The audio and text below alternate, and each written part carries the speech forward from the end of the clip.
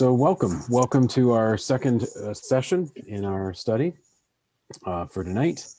We're on this topic of why work to decolonize, and great to have a few of you from St. Andrews joining us. Remembering that this study has been adapted from the interim report of the National Inquiry into missing and murdered Indigenous women and girls. And it was a report that's been sort of come together from the National Indigenous Ministry Council and Justice Ministries of the Presbyterian Church in Canada. As I've stated at last session, it's not the idea that we are experts. We are certainly not, and I certainly am not. I'm just hoping we can have a conversation, learn some things, create a space where we can share sort of how we're reacting to some of this material and some of the things that we're learning. And I do believe that this is a part of our calling as people who try to follow Jesus. So let's begin in prayer and let's ground our study in that way. So let's pray. Gracious and loving God, we come together this night, mindful of your people, people across the globe, people of your creation. And we ask you to be with us as we consider tonight the ways in which your people have been not seen as your beloved creation. We ask you to help us as we engage in this material, as we learn more about decolonization and colonization, as we understand a little more about the experience of our Indigenous peoples here in Canada and the parts that we have played as a people, as citizens of Canada, as well as the Presbyterian Church in Canada. So gather us in, let us hold this space together and honor this time we share. In Jesus' name we pray. Amen. So again, just as a good way to start, I think a real commitment in grounding ourselves in this conversation is about the 4 agreements that come from Glenn Singleton. And as I said before, this comes, I learned first about this from Kalinda Klein. She's a Guelph Indigenous woman who works with the Upper Grand District School Board. She has a podcast called Anti-Racist Educator Reads. And I did leave in the YouTube description a link to that podcast. It's a great podcast. It's a great way of reading some of the books that she recommends. I read them first and then I check out the podcast afterwards. So I recommend that to y'all. So the 4 agreements: stay engaged, experience the discomfort that we will experience with this material, speak our truth, so whatever our truth is, and then expect and accept non-closure. So tonight we'll dive right into our second session. There'll be it'll be sort of more heavy in the material piece, and then we'll have a little more time for discussion. But at any point, if there's a question or a comment, by all means, just let me know and indicate that you'd like to speak to something. So, and again, I'm following through the study guide, and you probably have a copy of that hopefully with you. So this theme tonight is called Calloused Interactions, Colonialism, Racism, and Life and Death. And essentially within the report of missing and murdered Indigenous women and girls that has come, there's this concept of systemic callousness. It's described as. It pervades all sorts of interactions in the service industry, with police, in healthcare, for Indigenous women and girls, and certainly the LGBTQ community as well, and their families and their loved ones, especially in moments of crisis or where they have expressed needs. And as I started reading this part of the study, what came to mind for me was the experience of the story from late September of this year from Joliet, Quebec, where a young Indigenous woman who was actually dying in a hospital bed, she put on her phone and broadcasted a Facebook Live video where it seemed to show her being insulted and sworn at by hospital staff as she was dying. And she was the mother of 7. She's going to be the subject of a coroner's investigation and certainly an administrative probe. The Quebec government has promised for that, and one of the nurses involved in her treatment was dismissed as a part of it. But that's something just from a few months ago, and certainly was a very difficult experience to witness, and very, very upsetting for her family and for Indigenous people who unfortunately feels like it's have been used to this kind of experience. And this is what the study goes into by raising up a couple of other stories.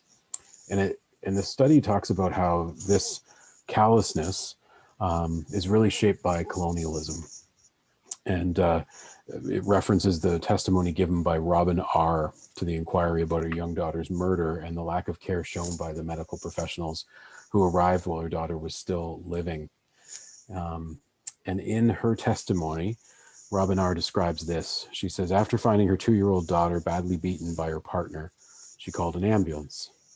However, as Robin described, when the emergency responders arrived, they refused to take her daughter to the hospital until she found her daughter's health card. The ambulance came to my house, she said, and they checked my daughter's vitals. They went in to get a stretcher, and then they asked for her care card. I didn't know the number of her care card off the top of my head, and we didn't have a family doctor. But the ambulance insisted that they needed the care card before they would drive her to the hospital. And it was like they refused to leave my house unless I had her care card to go to the hospital. So I went into every drawer in my house and I ripped everything out of the drawers. I ripped everything off the shelves. I ripped everything open. I was panicked. I was scared. And my house was in disarray afterwards.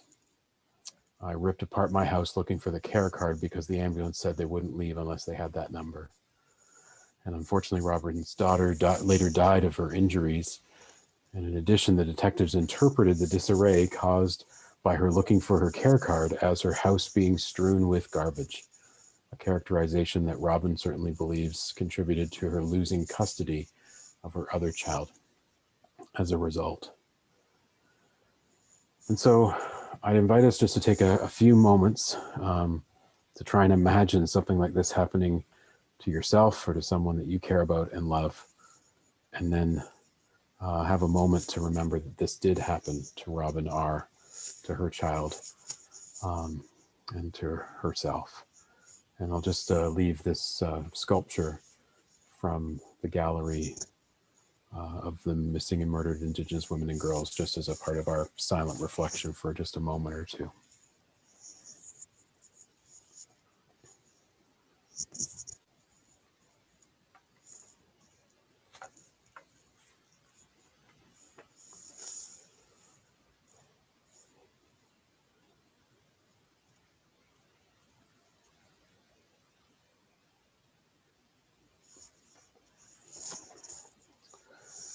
So last session, we talked a little bit about this this genocide word.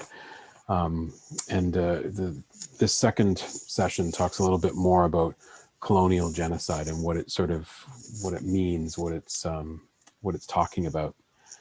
And I think we actually did talk about this a bit last time, that when we think of genocide, this isn't the kind of genocide we're used to hearing about. Instead of happening over months or years, as with the Rwandan genocide or the Holocaust, it's really unfolded over centuries, is the way this project called colonialism has unfolded.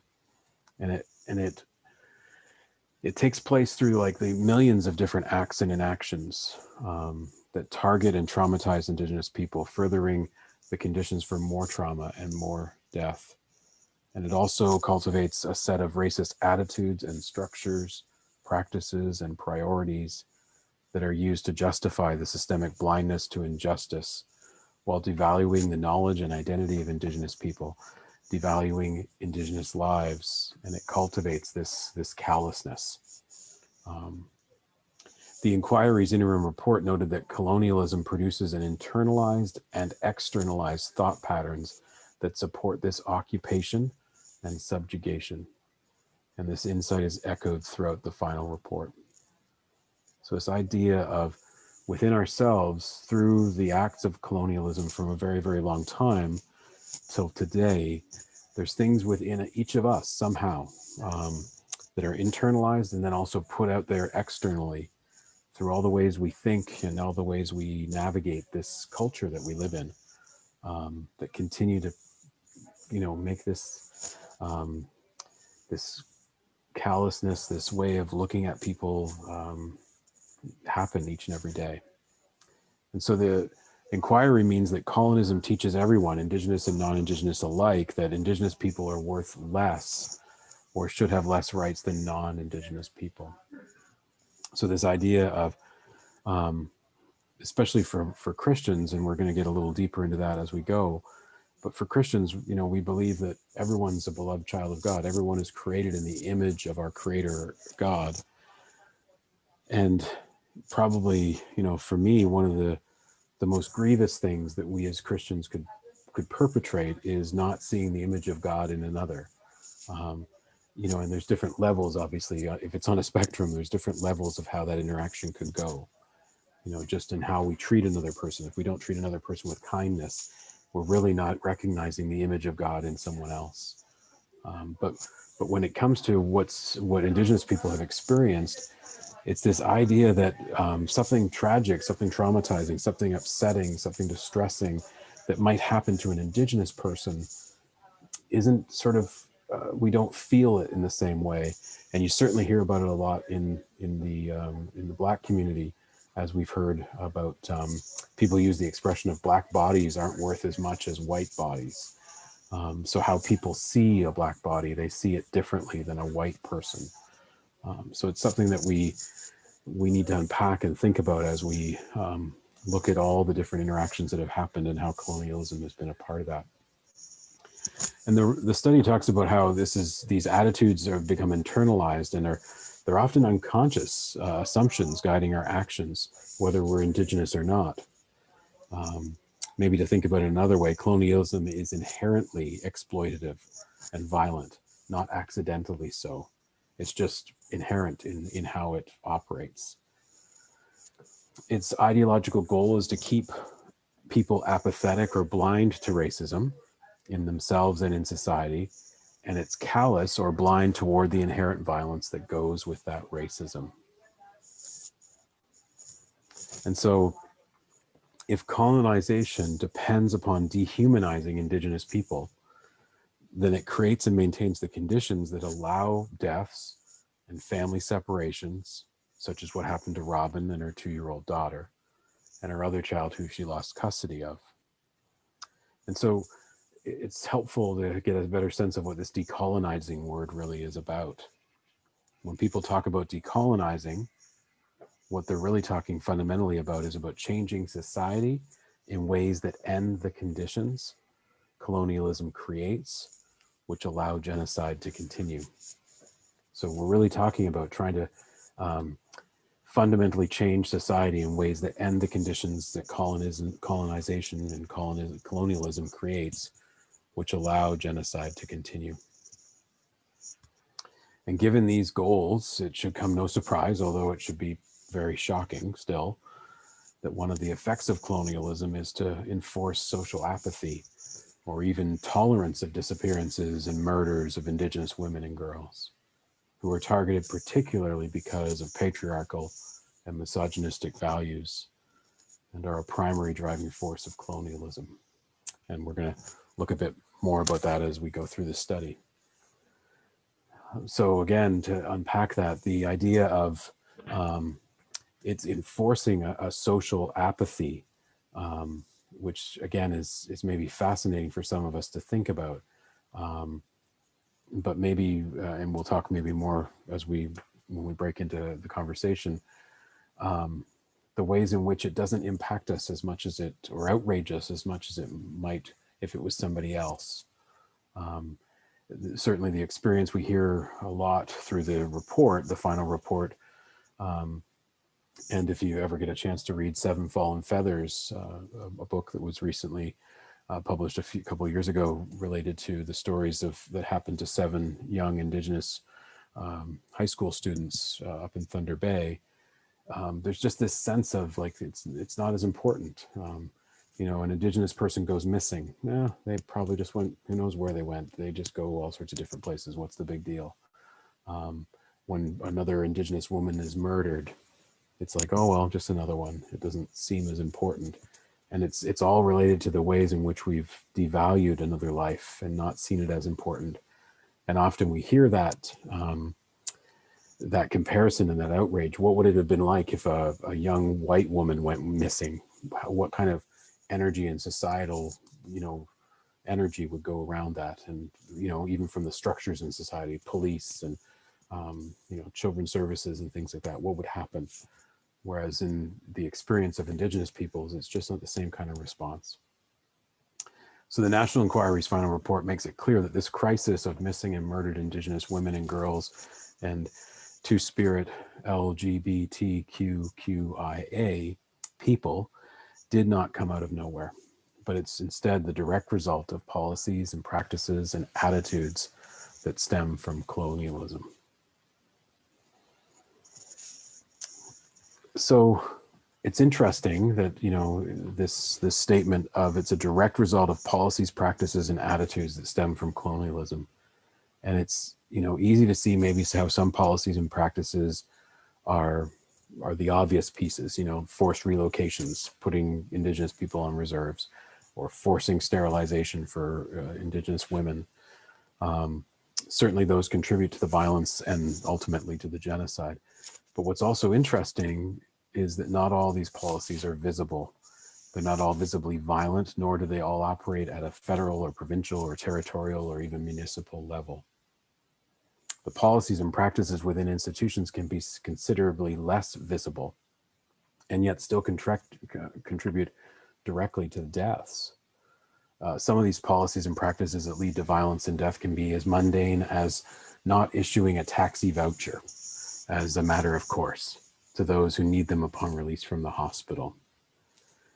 And so the study talks about this story of Melissa and in her experience in a hospital in Canada. So ensuring that someone who's just been through a medically significant or even a traumatizing event has safe transport home is one way of assuring that they'll arrive home safely, obviously. But if you leave people no access to safe transportation, it could cause other conditions that might be more violence or even death of an individual. And so I'd like you to hear Melissa's story. She shared her testimony with the Inquiry. Melissa says, I was visiting a cousin in the northwest area of the city, and there was just the two of us, and we were watching a hockey game. A woman showed up and she provided me with marijuana that had been laced with something, and I didn't know. I overdosed, I stopped breathing, I had a grand mal seizure, and I was transported to the hospital.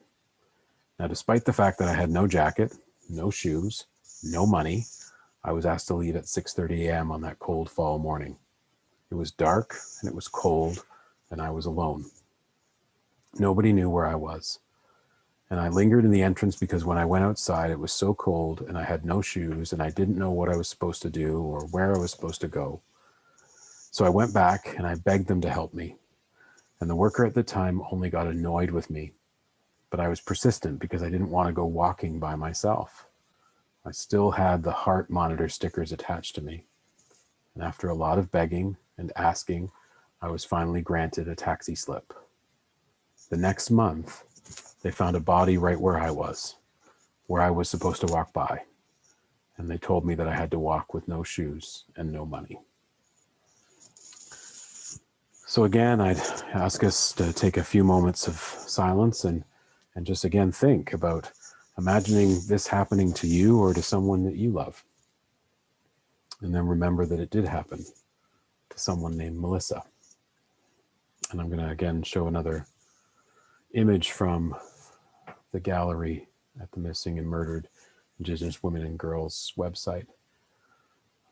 And just let's hold a couple of moments of silence for Melissa.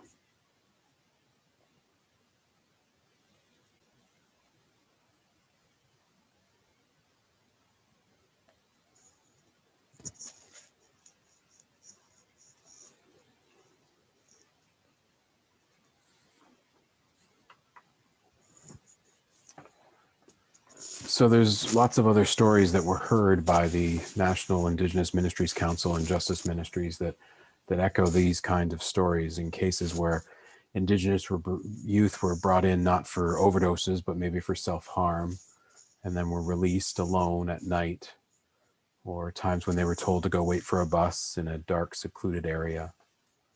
or like the story of a 14-year-old, Aziria Cocopenes, were simply allowed to walk out of the hospital unaccompanied at 14, despite being under the care of Children's Services at the time of her hospitalization, and despite the agency's awareness of her struggle with suicidal ideation.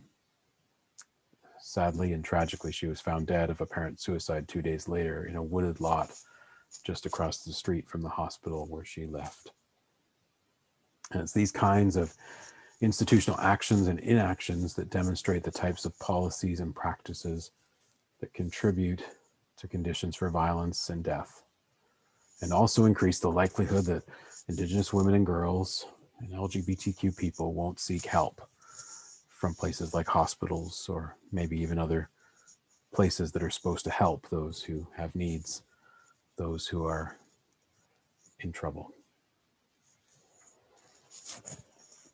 So that's why we come to this question of why work to decolonize.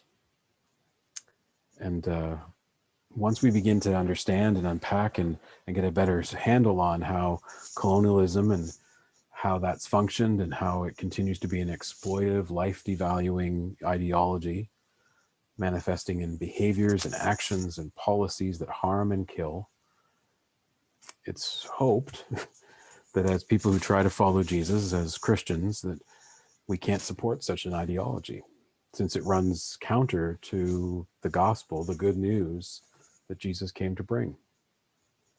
And it's in the gospel that we're told that what two of the greatest commandments are that sum up all of the law, all of the prophets: to love God completely and to love our neighbors as ourselves. And the actions described here could never be described as a way of, in any way, of loving God or loving our neighbors. And so the answer to the question, why work to decolonize, maybe perhaps becomes clear for us. That as Christians, we must work to decolonize because the harmful ideology of colonization is infused in our own lives and in the society in which we live, and it's ultimately incompatible with the gospel.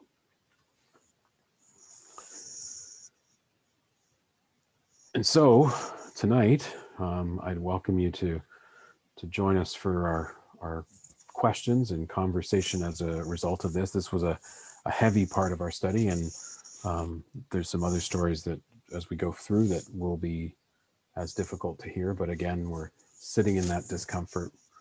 We're trying to hear this in a certain way and get a better understanding.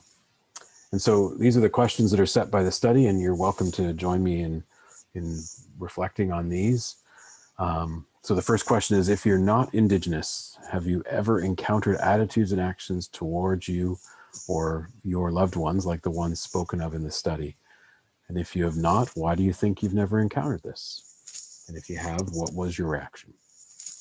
Anybody got a thought or a story that they want to respond to this first question?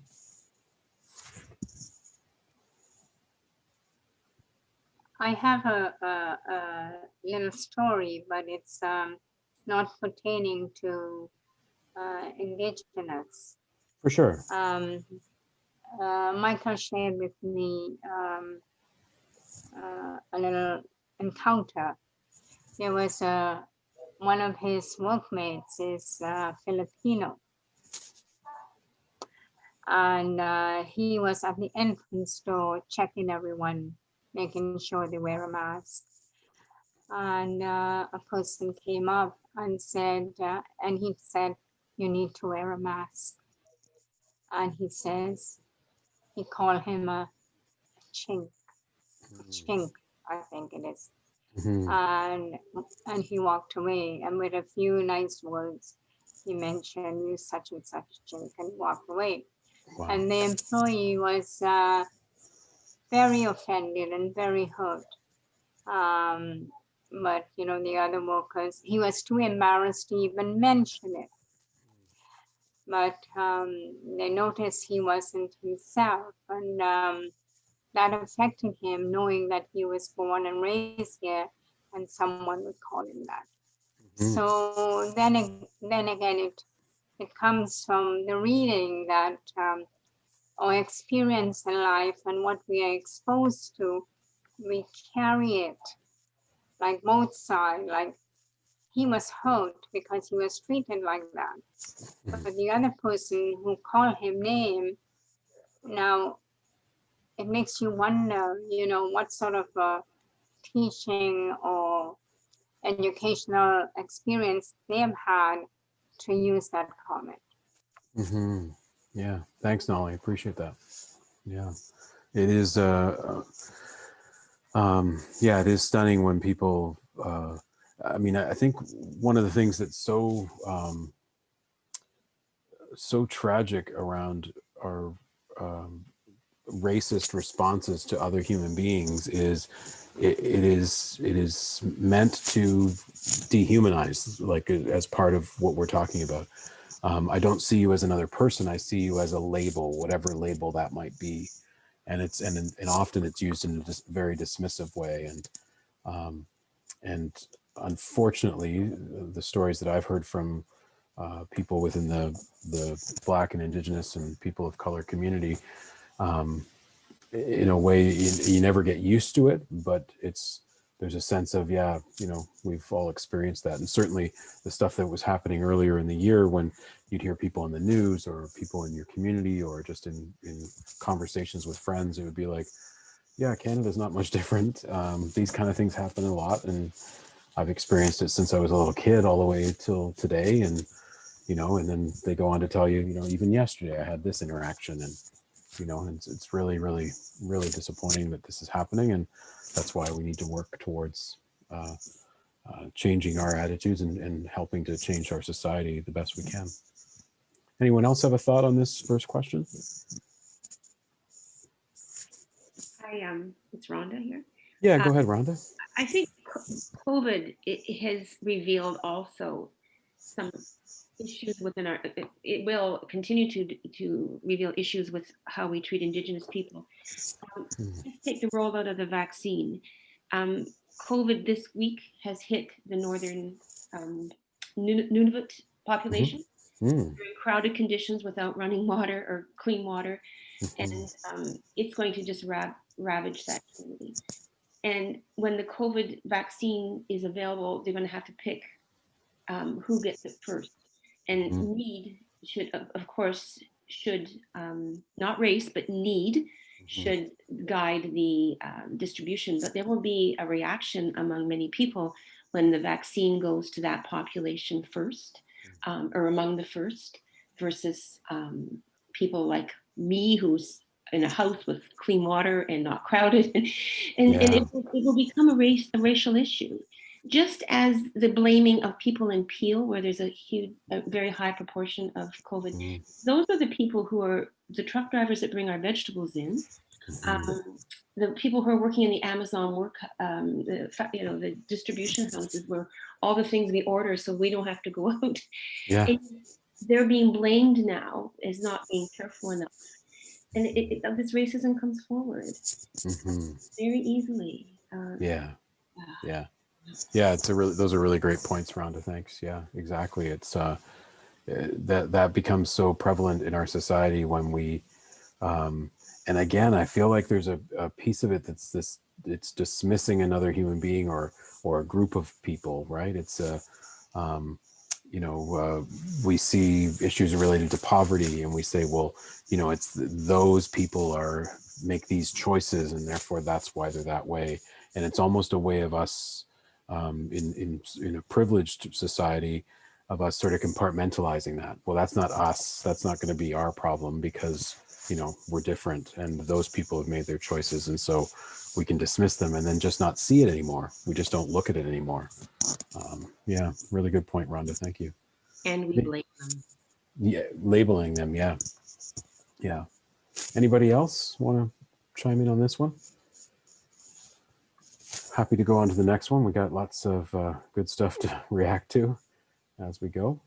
So let's journey to the next one. The second question is, what do you think is meant when we say colonialism is inherently exploitative and violent, not accidentally so? And how do you feel about the definition of decolonizing that was mentioned earlier? So the decolonizing that was mentioned earlier was that fundamentally changing society in ways that end the conditions colonialism creates, which allow genocide to continue. Any reactions to that? Colonialism is inherently exploitative and violent, not accidentally so.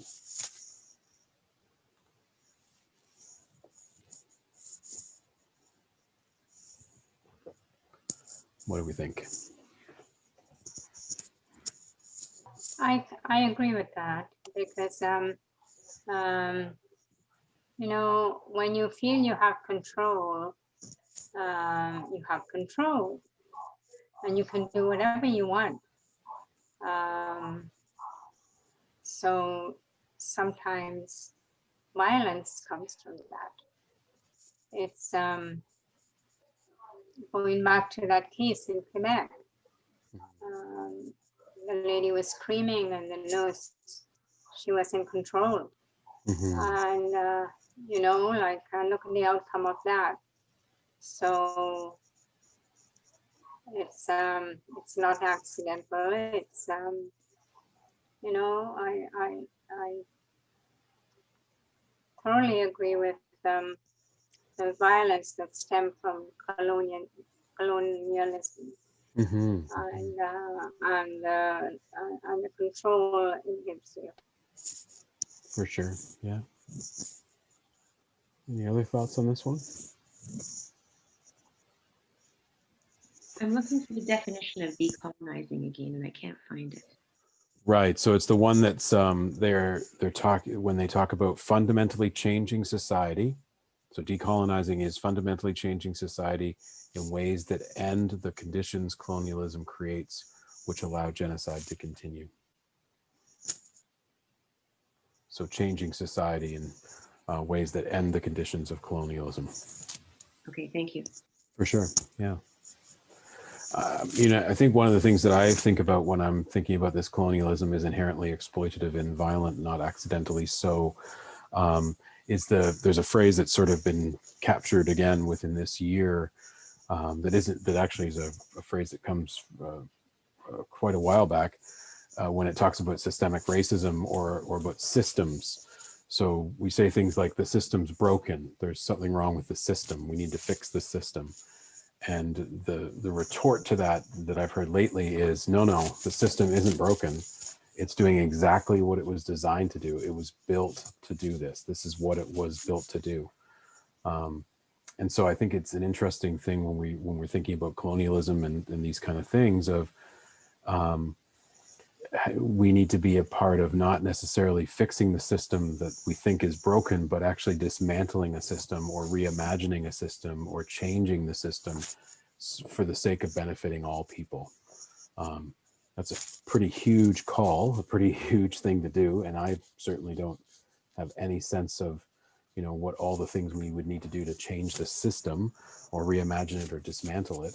But I think if we can, maybe the foundation of it all is how do we make the systems that we live in and engage in benefit all people as opposed to just some, or privilege some people and not others, or see some people as important and other people as not less than important.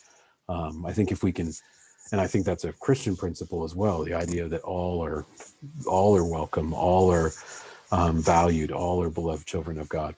So how do we work to make sure our systems reflect that in everything we do? And you know, my experience of the systems that we live in, that's just not true. Whether it's you know, whether it's within the school system from a racist lens, definitely lots of things within there that can be challenging.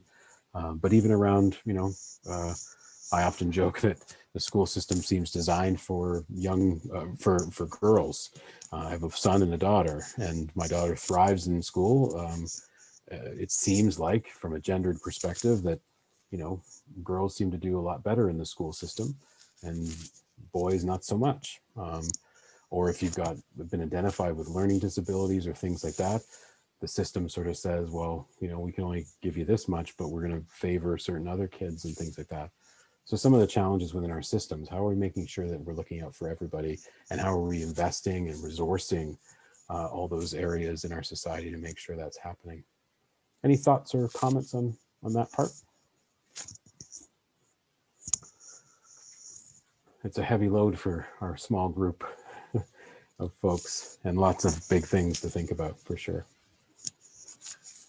John, do you think we can change colonialism to reflect good things? Right now we see it as bad, but we're changing systems, as you talked about, changing how people think. You know, like we develop attitudes from our upbringing and so. But if we are educated and we can change our way of thinking, maybe colonialism may not be that bad. Yeah, it's an interesting point, Nolly. I mean, I think we live in a culture that looks at history in a very certain, very specific way. We, I don't know if we used to do it in the past, but because I didn't live in the past. But it seems to me, as a guy who did a history degree, that, you know, in this culture that we're living in currently, we look back on history with a lot of suspicion, a lot of, what's the word I'm looking for? Kind of like a I don't know if redacting is the right word, but there's a phrase that sort of encompasses this notion of, you know, you look back at whom we were taught a generation ago as being like the pillars of communities, or the you know, the best humans we ever knew existed, great heroes of the past. And in this society, in this culture, we seem to mine and try to discover all the ways in which that isn't true. So I'll pick on one. When I was growing up, my mom absolutely adored, I guess he was pretty good looking, John F. Kennedy, President JFK. Thought he was the best president they ever had, and tragically, you know, assassinated. And then as I was growing up, you know, all sorts of stuff came out about John F. Kennedy. You know, he had a bit of a checkered life, even in the White House. Some issues with, you know, painkillers and an opioid addiction, probably, and then lots of extramarital affairs. And it's sort of like this idea in our culture and society, there's the bringing down of what we valued or what we thought was the good people. As somebody who appreciates history, I think that's important. I think we need to make sure that we're telling the fullness of those stories. And, you know, being someone who connects with a faith community and the Bible, a sacred story, you know, the Bible doesn't sort of dismiss the really checkered lives of who we would call the greatest heroes or the best people we've ever thought of in the Bible. You know, King David, the best king that Israel ever had. Well, he broke like half the commandments in his lifetime. He wasn't exactly the most ideal person. And the Bible doesn't sort of try to get rid of that. It's very transparent about that. So to your point, Nolly, maybe we'll come to a time where we'll have an understanding of the ways in which colonialism can be described in such a way that there's a rebalancing. You know, I think Canada 150 was an interesting experience where we wanted to celebrate Canada's 150th anniversary as a country. Isn't this amazing and wonderful? And our Indigenous community was offering just a sort of a different perspective to that. And how do we hold both of those as truths? You know, the celebration of Canada becoming a country is something to celebrate for people who call themselves Canadian today, but it's also the recognition of that's the day when everything changed and a great trauma occurred to people who had been here generationally for hundreds of thousands of years, right?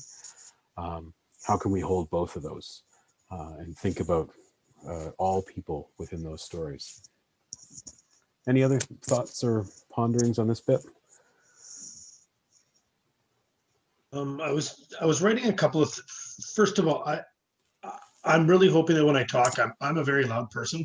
I think if you're talking about this, John, like I'm good volume wise. You're fine, yes. Okay, good. I don't want to seem like I'm yelling because that's all you need to say. The old angry white guy yelling in the background, right? We don't need that, Dallas. We don't need that. You're doing fine. Okay, perfect. I just sorry. I just wrote down a couple of notes from what you were just talking about, and I find it interesting. One of the things you were talking about history and how it was done. History, I don't know who originally said it, but history is written by the conquerors or written by the victors or whatever.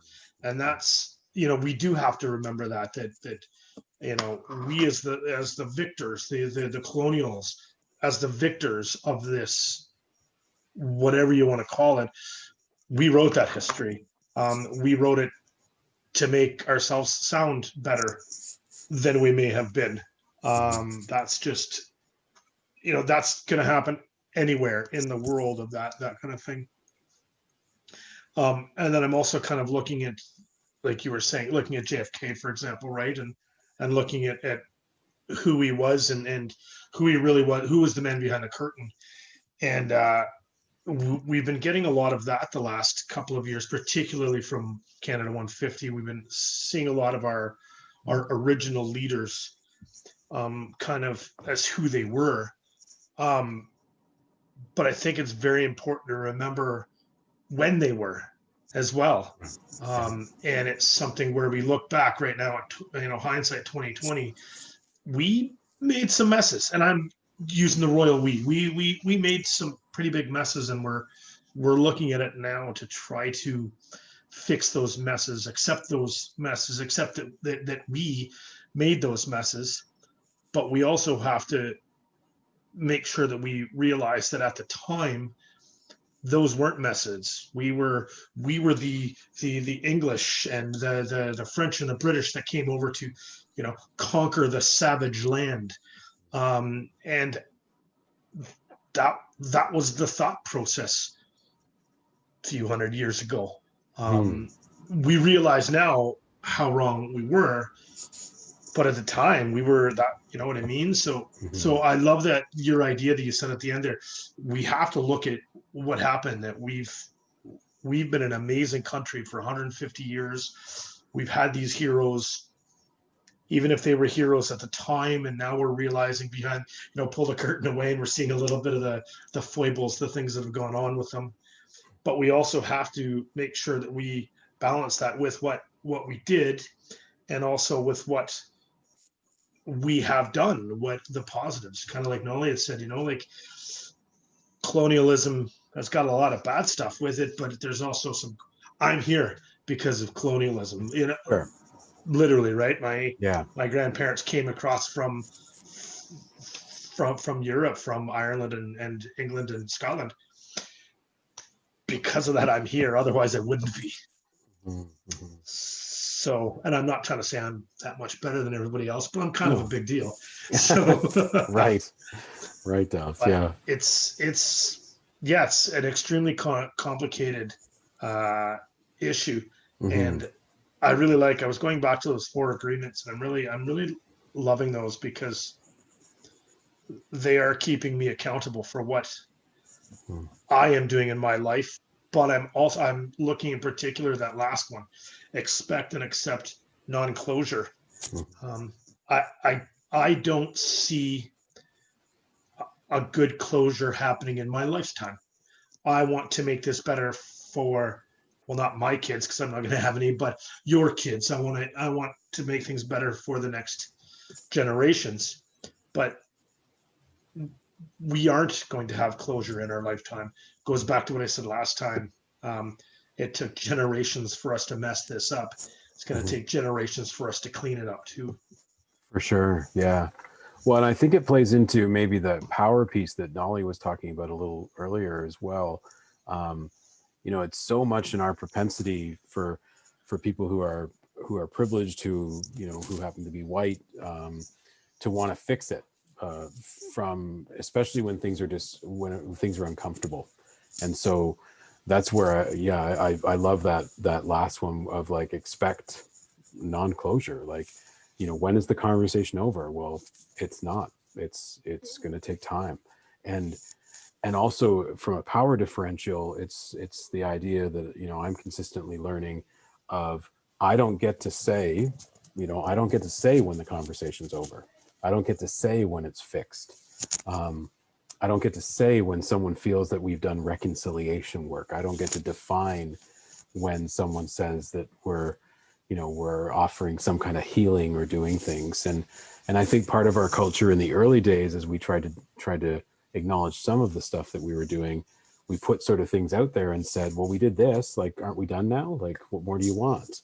And it's like, well, we don't get to say when it's over. And we don't like that, again, discomfort. We don't like being uncomfortable with that, because it's like, well, then what more do you want?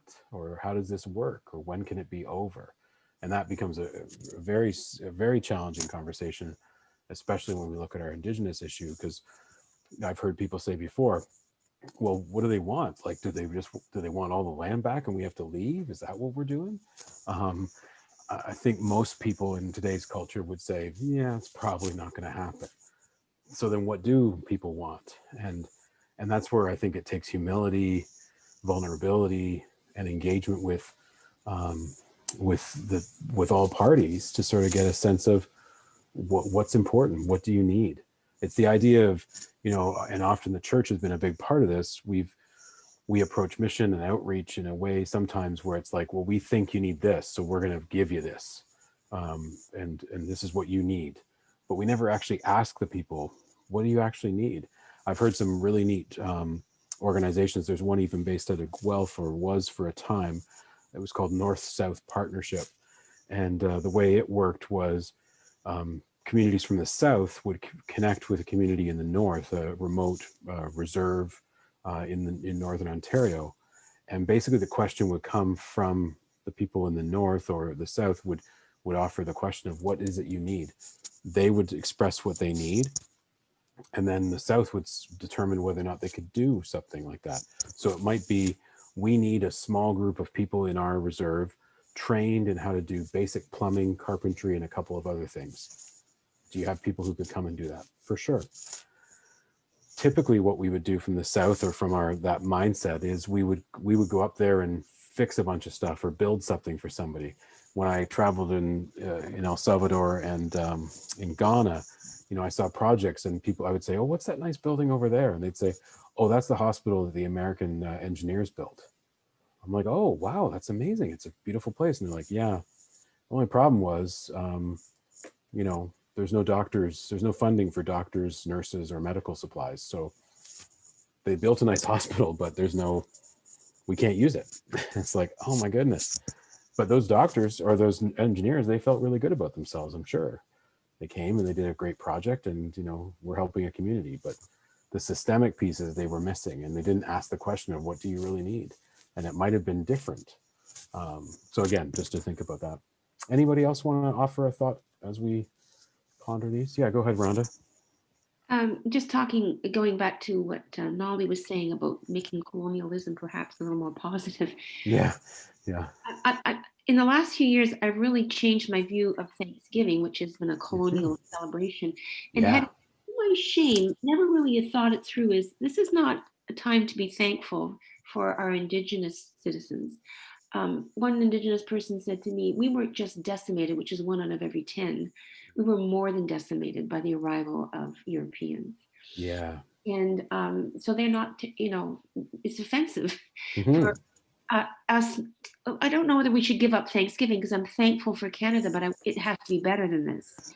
And maybe that's where we need to work, of addressing directly when colonialism rears its head, which is often, and being brave, which is hard to do, to disagree with some people who say, what do they, they have, we give them all this money and look what's happening. Well, there's a bigger picture than that. Yeah. And so we have to be well informed too, to be able to discuss this, but yeah. Yeah, and you see how we do that with people living in poverty as well. We'll say, well, those people get, government assistance and everything else, and we want to argue about those kind of things. But you're right about Thanksgiving. I mean, I don't think we necessarily have to get rid of Thanksgiving. No. What Canadians might need to do is get rid of the American notion of Thanksgiving that's tied with pilgrims and, all that kind of stuff. We don't need that. We can all be grateful for something and ponder that. In the United States, there's a big push on to eliminate Columbus Day, because it's not, Columbus isn't, again, another one of those complex not necessarily the nicest of humans, but locked in a time, who acted in a way that they thought they were doing the right things. But yeah, I think again, it's about telling the full story, you know, what that really, and owning it and holding that as a part of, you know, maybe every Thanksgiving should be, there should be a moment within our Thanksgiving that's almost like a memorial or a remembering of the trauma that was caused by, if we're going to link Thanksgiving to something colonial, you know, just a remembering, just that kind of like what we do with Remembrance Day. In a way, you know, there's some part of it is an honoring of the big story here isn't all happy. There's pieces of this that we have to own and live with and just hold in our time together. Yes. I was thinking again along the lines you had said about the hospital down south, and a perfect example of that within the Indigenous society is that many of these communities have water treatment facilities. Yeah. We have spent millions and billions of dollars to put clean water facilities on these reserves and these areas. Now, the problem came that we also thought about it and said, well, we need people to operate these. So we can either send up a bunch of white folks to do that, which we can't, or we're going to bring folks down to the university. Again, I'm sorry about the north-south thing, but it's a beautiful analogy there, right? Yeah. That we're bringing folks down, putting them into the universities. We're getting them taught up how to use these facilities and all of this. And then we expect this person now to go back to that reserve and live in a shack, for lack of a better term, and provide water for his or her community. And he, on the other term, or she, on the other idea, goes, or I can go live in Guelph and raise a family in a nice town and work for Guelph Water and or whatever hydro, and do that with this degree that you've so graciously given me. Why should I now have? So then we're getting that brain drain coming from many of these areas.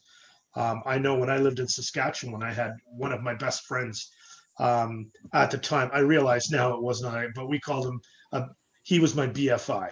He was my best friend at the time. This is grade 8. He was 6'4". He was my big F Indian. Like, that was what he was to me, but he was my best friend at the time. I've since come back and talked to him, and he became a doctor.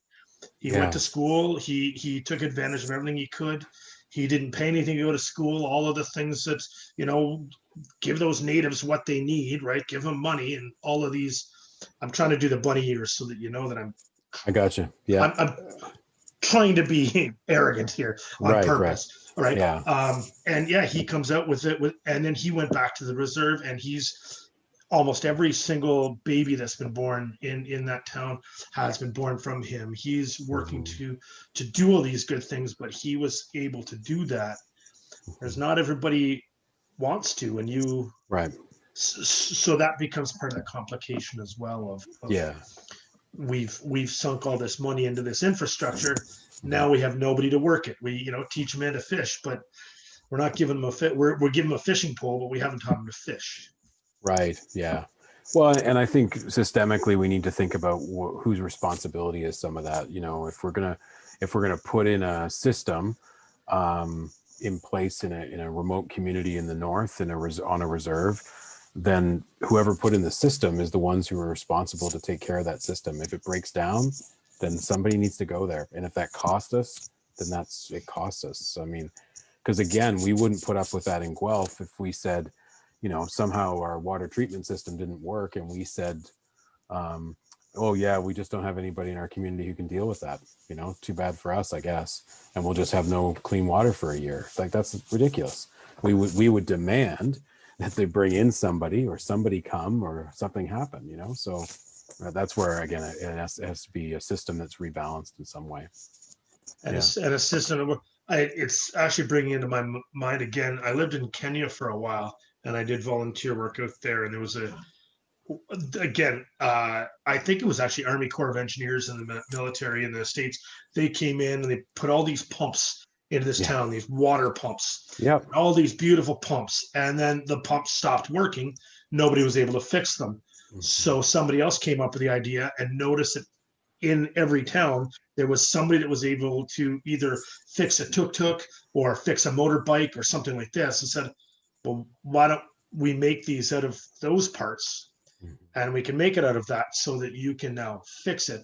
And those villages now have running water because somebody in that village can fix it out of simple materials instead of these, beautifully designed things that break.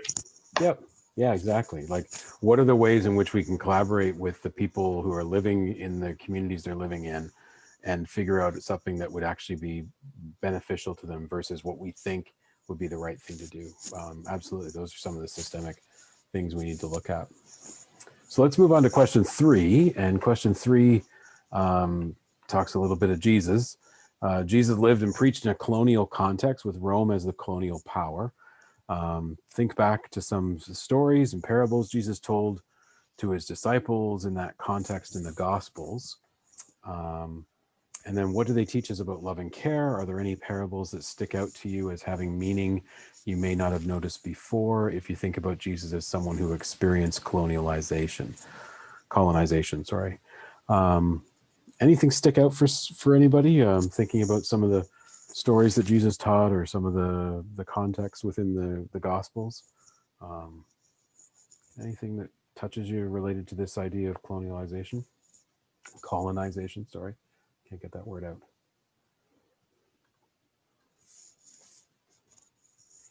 I'll leave a moment for you to ponder a couple.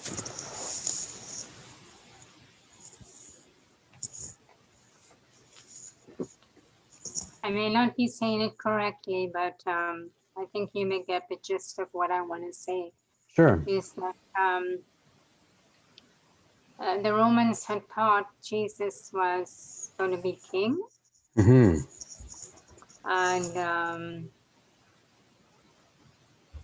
they ill-treated him, and so what did it say? Problems.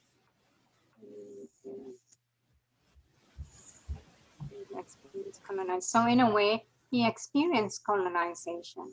Mm-hmm. He was Definitely. And he was preaching good things, and people were following him, and they interpreted as though he was going to be the king. Mm-hmm. Yeah, kind of. His impact was that he, was considered a revolutionary or somebody who was going to try and usurp the people in charge. And even in our history with Indigenous peoples in Canada and the United States, there were times when Indigenous people did fight back and did stand up against the government and the colonizers in a way, and they were seen as criminals. They were painted as, enemies against the state, treasonous, and all those kind of things. To mix that with Jesus, it's the idea, he has that interaction with the Roman governor Pilate, where Pilate says, "Don't you realize the kind of power I have?" And Jesus says, essentially, your power is nothing. Like I'm a part of something bigger and different than whatever you're about. And you think about that from a colonizing lens, it's this interesting thing of, I don't really recognize your authority over me. And for Indigenous people, I wonder if that's a part of it as well. When, when we hear Indigenous people talk about the land or, the spaces and places that their ancestors have occupied, the idea of, this is now crown land, or this is now owned and occupied by the British Empire or the French or whomever, or this is Canada. In some ways, Indigenous peoples would be right to say, I don't see it that way. This is creator's space, or this is my ancestors' spaces and places. This isn't owned or controlled by you. Rhonda, you want to get in? I was thinking of the parable of the Good Samaritan, and Mm-hmm. I remember as a child being taught that the Samaritan was the bottom of society at that point. Yeah. And was the one that was most caring and far exceeded everybody else who passed by doing the right thing there and caring for that person. And I think of Canadian society, I would say that Native people are probably, if one were to be brutal, are at the bottom of our society. They're the ones most looked down upon in the past and present in many ways. And Jesus recognized the value of all humans, and in that parable, recognized that the person who was the best was the person that was most denigrated by society. For sure, yeah. You've given me a great idea for like a recasting of the Good Samaritan story, because it's always difficult for us to fully grasp that Good Samaritan story because we don't really understand the politics between Samaritans and Jews. But yeah, I mean, what would it look like if the story was having had some experience being born in Thunder Bay and, you know, there for a couple of years, and then we used to go up there every summer, and I'd hear the culture imparted by some of the friends of my parents and stuff like that about how they thought of Indigenous people up there. Yeah, like what would it look like if somebody's at the side of the road up on, you know, the road to Thunder Bay, and somebody passes by, like the mayor and maybe a police officer and some other person, and they just pass by this guy.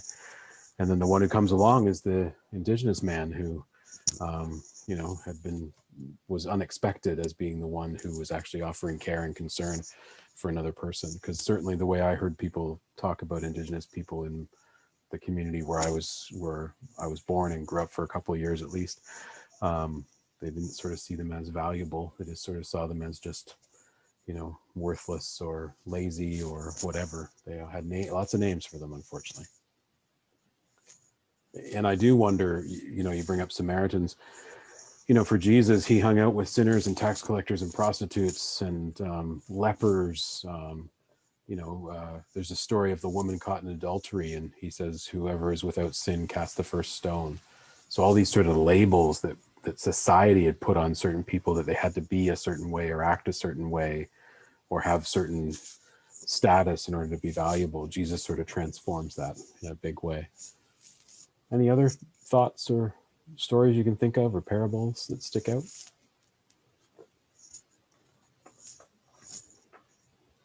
The last one that sort of jumps out for me is when Jesus is being arrested in the garden, and we read, and you have to pull together some of the Gospels, but we read that Peter pulls out a sword and cuts off the ear of one of the one of the guards. And Jesus basically chastises Peter and says, those who live by the sword will die by the sword. This idea of violence begetting violence. And certainly, you know, Jesus, if he, as Nolly said, you know, if he was Messiah, and that's what people believed him to be for some, but he didn't fit the Messiah sort of playbook, because the Messiah in Judaism was supposed to be this conquering king. He was supposed to, you know, get rid of all the colonizers, get rid of all the oppressors, and with a massive army, with a sword in his hand. But Jesus chose to not act in the way that the violence of that society, sort of to be a complete foil to that. So the more violence that the society put on Jesus, the less, you know, the refusal to participate in that violence in some way. So I wonder for the gospel and sort of how we see the world. I often talk about putting on the lenses of how Jesus sees the world. It's this idea of, you know, being within the system, but living by a different system. And maybe that's what our call is as Christians, to try and not let the system completely infect you. You need to see and perceive the ways in which the system, and, you know, for tonight's conversation, how colonization participates in creating a system around us. And maybe part of what we're supposed to do is, whenever we hear or see people perceiving another, whether it's Indigenous or others, as less than, we need to be the kind of people who say, no, that's not right. Everyone is a beloved child of God. Everyone deserves to be treated with respect and love and care and concern. And if that's not happening, we need to change the systems that don't allow that to happen naturally. I want to go to the last question for tonight, and we'll wrap up in a couple more minutes. So have you seen callousness or apathy toward racism in those around you, or even in yourself, if you want to self-disclose that? What do you think contributes to that callousness and apathy, and what do you think could change it? There's a big question for us. Any thoughts on that?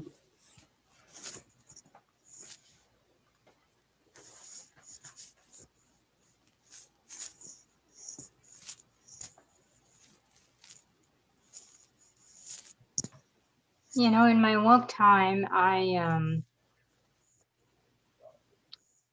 would be in Emerge, and I would see people come in, and in our script here, they talk about the free token for taxis and all that.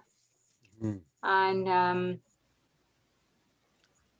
I just was so angry that we have to give out taxi slips, and why can't we not train these people to be self-sufficient? You know, but that was the system, so you have to give it out. And then I'm sorry to say, but I'm thinking of Canada is being opening itself to more refugees and all that. A white person is going to be very few. And maybe we need to start addressing our population. And maybe, as I encountered in England, maybe we shouldn't be saying you're Indigenous or you're Chinese, or we are human beings. But it has to be taught from the primary school. It has to be taught in the homes. And we all the ones has to be educated in how to practice a new experience to try to abolish the callousness that we see towards racism, etc. Yeah, thanks, Nolly. Yeah, I mean, I'll just push a little bit back, Nolly, just related to how I've heard people say there's this propensity in our culture and our society that, you know, and I've gone through this sort of evolution even for myself of, you know, what is the definition of a Canadian? What is a Canadian? I don't know. I mean, I was born in Canada and raised here, but what is that definition? And I think we like to celebrate ourselves as a multicultural society. And I think the way we celebrate that or honor that is by acknowledging that people are different, that people come from different countries or different places and spaces. And so how do we, hearing the reaction that I've heard over the years from people who will say, you know, I don't see color, or we're all human beings, as an answer to, you know, why are you celebrating a specific thing, a specific race, a specific ethnicity? I think again, it's one of those things that we need to keep, be mindful of. That contributes to who a person is, you know, their ethnicity, their heritage, the color of their skin, the clothing that they might wear. That is who they are. And sometimes to dismiss that is to not really fully recognize the fullness of who they are as a person. And sometimes for white culture or white privilege culture, they might say, well, you know, you maybe have heard the line where people will say, well, I don't see color. I just don't see that. And it's like, well, then you don't see me, because I'm, you know, someone standing before you and they may be black or brown or Indigenous or whatever. And you're basically saying, well, you don't see who I am. This is part of who I am, part of my heritage and part of my culture and part of my ethnicity. So just something to keep in mind as we think about these things. And have these conversations related to race and anti-racism and colonialism and things like that.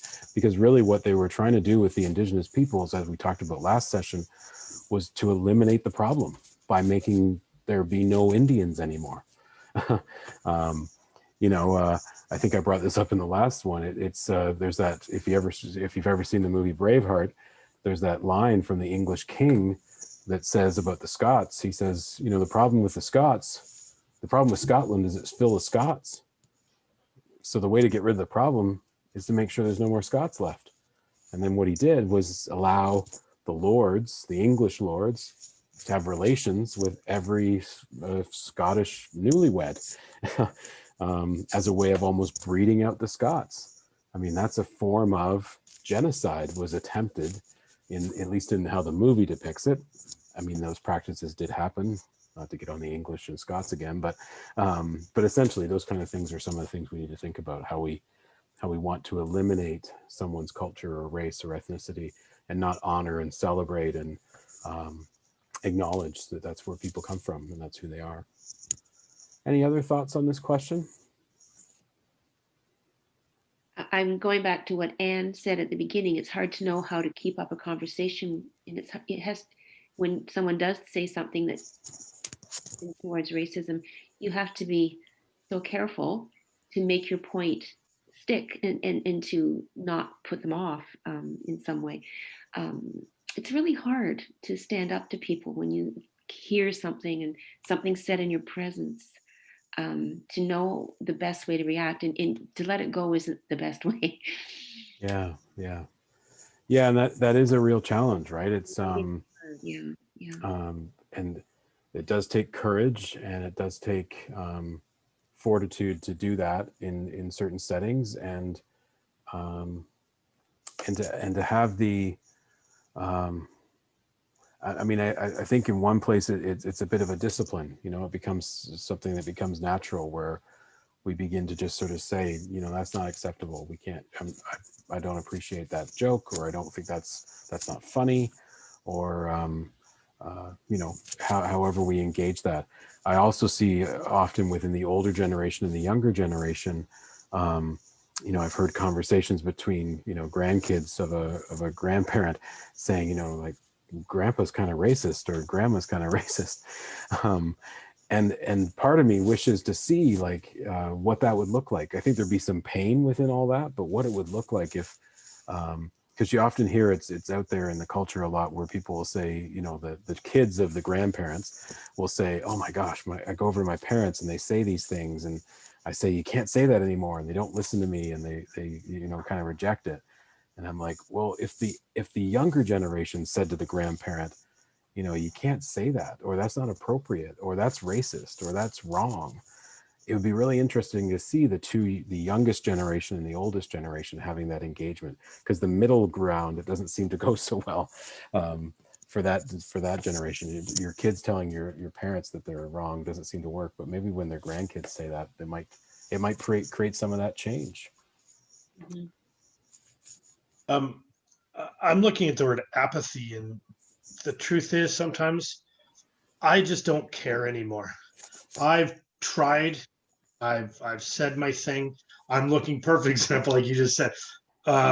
There's times when my wife and I are hanging with my mom or her mom, and they say one of my favorite words that they say, it just gets me, is the Orientals. We know that's wrong. We know that's not appropriate. We can't. I've said this once, I've said it 100 times. Mom, you can't, that's not right. You know, it's, you know, a person from China, a person from whatever. And typically it's not just a person from China, it's any of those Orientals that are doing whatever stereotypical racist thing that they're thinking. And sometimes it's just, I'm exhausted. I don't want to get into this fight again. And it's that apathy of you've knocked me down and I just don't want to get into this fight anymore. And honestly, I see it from the other side too. Those people that are just so full of, I use the term white guilt, but so full of white guilt that everything they see is something that's wrong. And it's like, no, you're not quite there yet either. You need to find a better way to say this. And I don't know what the better way is. Sometimes it's flat out saying, no, you're racist. I don't know how many times I've typed into Facebook, you like, yeah, right. I typed in, you misspelled the words, I'm a racist potato. And it throws a little bit of a humor to it. And other people are like, yeah, you know what, you're right. That guy right there just called you out for being racist because what you said was racist. And by throwing in that potato part, it kind of adds a little bit of a, haha, you know, I'm kind of joking, but I'm not really, but I don't really want to call you a really nasty word, but I want to just throw something in there. and it's just apathy. Sometimes it's just, I don't care anymore.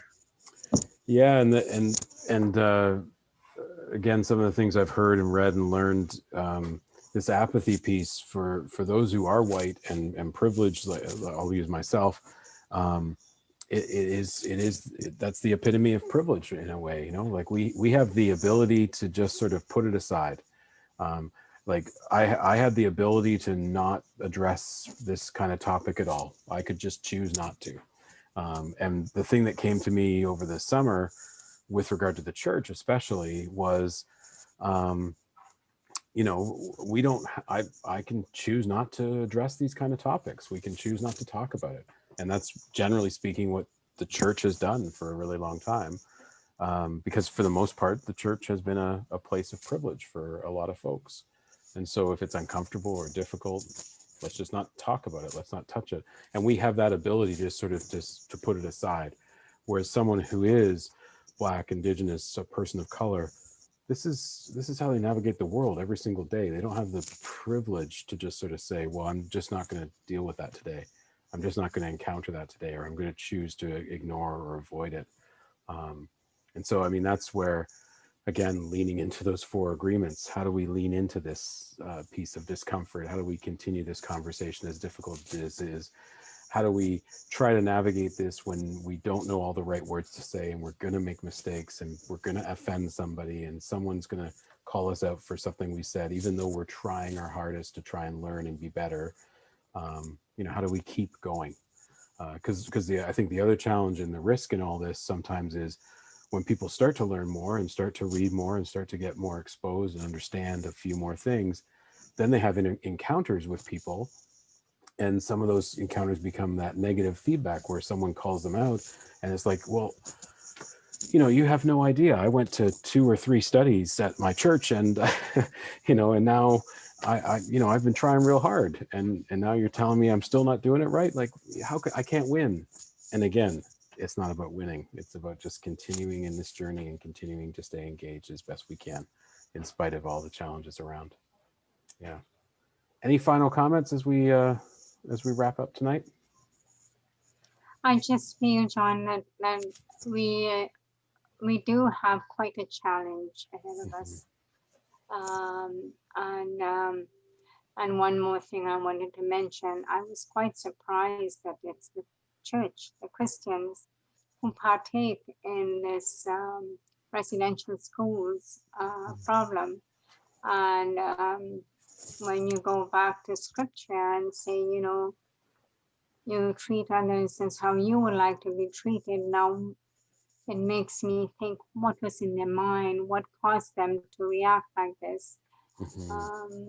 So it is sad, but I think we are in challenging times right now, and we have to read and educate ourselves and deal with it somehow, and ask, you know, what would Jesus do in this situation, and maybe it'll help us through.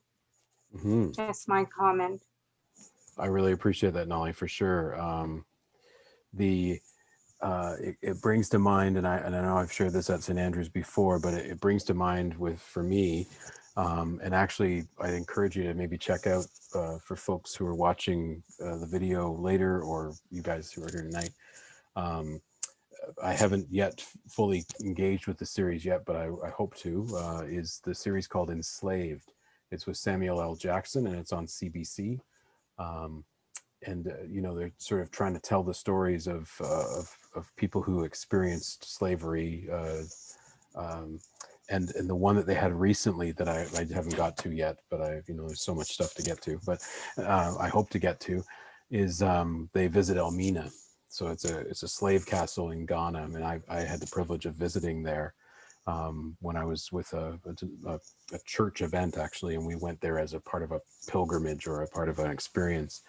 And, you know, as you were talking, Nolly, I was thinking about the ways in which the thing that stood out to me so profoundly was when they showed us where the church was. And again, this covers, you know, a lot of the colonizers. So The British controlled the fort, the Spanish, the Portuguese, the Dutch. They all had their church, the same church. They would just change the decorations, I suppose. But right below the church was like the slave pens, the slave jails, the prisons that people were being stacked in, human beings were being stacked in below them, living in horrible conditions and such awful kind of experiences. And just to imagine people sitting and praying and listening to scripture and sermons being preached and hymns being sung, that really profoundly struck me of how that can happen. And so, you know, with residential schools, people thought they were doing the right thing and, you know, were doing what Jesus wanted them to do, I suppose, in their minds.